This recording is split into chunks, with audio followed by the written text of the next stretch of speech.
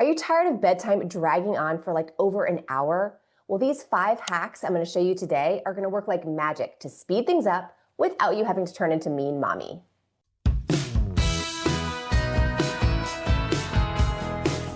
The truth is that bedtime should be a sweet time of day, and it should be about 15, maybe 20 minutes tops. Some snuggles, a book or two, a kiss goodnight.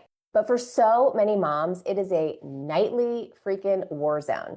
There's the stalling, the bargaining, kids running down the hall naked while you're holding their pajamas and shouting threats at them. So if you're constantly saying, "Why does bedtime take so long?"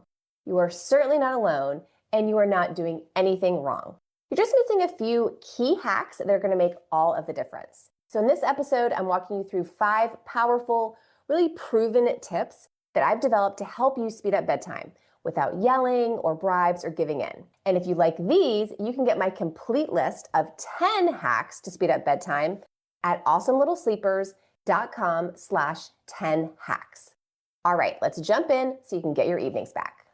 Number 1, watch for early sleepy signs. So if bedtime feels like it's a fight, you're probably starting it too late, because timing is absolutely everything if you want a peaceful bedtime and a kid who sleeps through the night. Because you see, toddlers don't just get so tired that they pass out.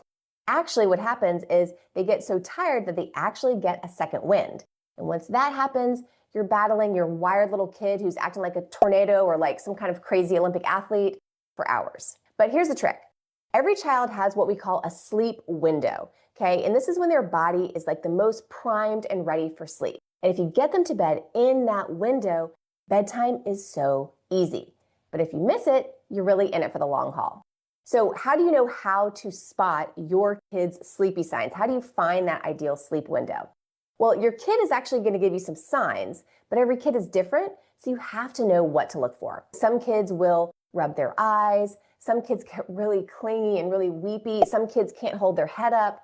Some get extra silly. Some are bouncing off the walls. My daughter, she always started twirling her hair when she was tired.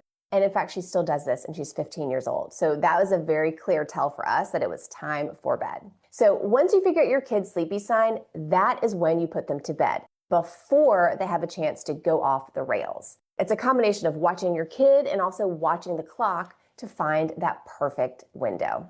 This one tiny change, timing bedtime right, can easily shave at least 30 minutes off of your bedtime struggle every night.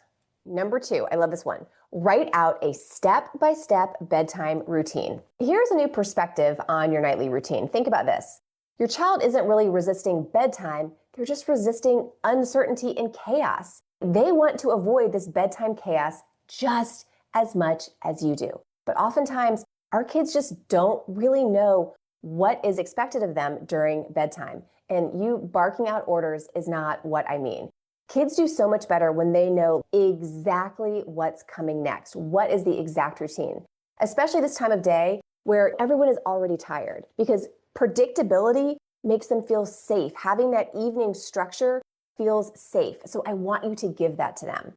So that's why actually writing out, and I mean physically writing out a bedtime plan, is a total game changer for your evenings. So write it out step by step, whatever it is for your family. And honestly, every family is different, and there's not like a right or wrong way to do this. It's whatever is working for you. But I just want you to write it all down. Maybe it's brush teeth, put on PJs, read 2 books, good night song, lights out. Whatever it is for your family. Again, doesn't matter. I just want you to physically write it out, because this gives your child a very clear understanding of what comes next and what they're supposed to do.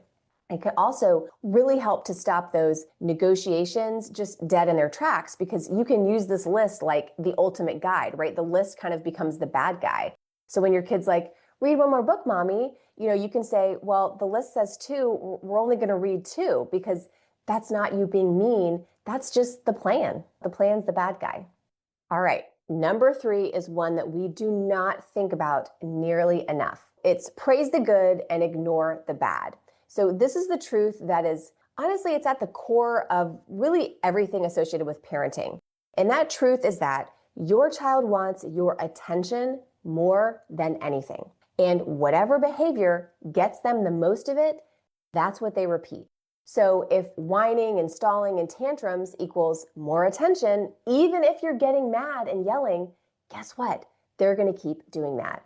But if you go bananas with praise when they cooperate, even for the tiniest thing, they're going to start doing more of that because they want that attention from you. So at bedtime, it could be anything. Pick the silliest thing. Wow, you came upstairs the first time I asked you. Super helpful. High five, buddy. Or look, you picked out your PJs so fast. What a big boy. Anything that you can praise, the better. We often overlook the good things that our kids are doing and just focus on like the negative, frustrating parts. So I want you to flip that script because you're building momentum towards the positive. Meanwhile, when they are whining or they're flopping on the floor, I want you to stay calm. Don't engage. Don't let that derail everything, okay? Even leave the room for a minute if you need to. Even completely withdraw your attention if you just need to take a minute. Do what you need to do to calmly keep the routine moving forward. So I really want you to remember that your attention is the ultimate reward. So use it wisely. And I mean, this tip doesn't really just speed up bedtime. It kind of shifts the entire energy of the evening, which is really, really helpful. Number 4 is use a timer to help speed things along. So there's some parts of the bedtime routine that just really seem to drag on and on. Brushing teeth turns into a freaking comedy show, or putting on PJs can somehow take 20 minutes. And then, I mean, in our family, it was the book negotiations. Oh my God, forever. It made things take forever. So here's the fix. You make the timer the bad guy. So I was just talking about making the list the bad guy. You can also use a timer in the same way and kind of help turn bedtime into a game. So here are some examples. If you struggle with getting PJs on, you could say, let's see if you can beat the timer and get your PJs on before it buzzes. Or if book reading is a problem for you, like it was for our family, you could set a timer and say, we're only going to read books for 7 minutes. Ready, set, go. Something like that. Or you could say, you have 1 minute to brush your teeth, and then I have 1 minute to brush your teeth, to help you. Something like that can just, I don't know, it keeps it fun. And kids really like that. It adds a sense of urgency and fun and kind of like a racing aspect. And it also sets a clear limit without you being the enforcer, especially if you have like a time limit on reading books or singing songs or telling stories about your day. And then suddenly your kids are laughing and moving faster, and bedtime doesn't feel like such a drag. It feels more like a game. It feels more fun. So timers can really help take the drama out of the transitions and just keep things moving along. Number 5 is leave their room before they're asleep.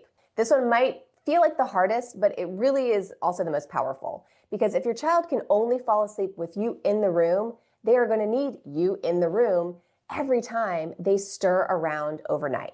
It's not just a sleep problem, it's like a dependency problem. Think of it like this. If your kid falls asleep, let's say with their head in your lap, and then they wake up alone in their bed at 2 a.m., it feels like something is wrong, like something is missing. It actually causes them to wake up and cry for you or come find you. But on the other hand, if they were to fall asleep alone in their bed, that's where they expect to be all night. So they're not startled awake because they're exactly where they're supposed to be, right? There's no fear, there's no confusion, and more importantly, there's no yelling for you at 3 a.m.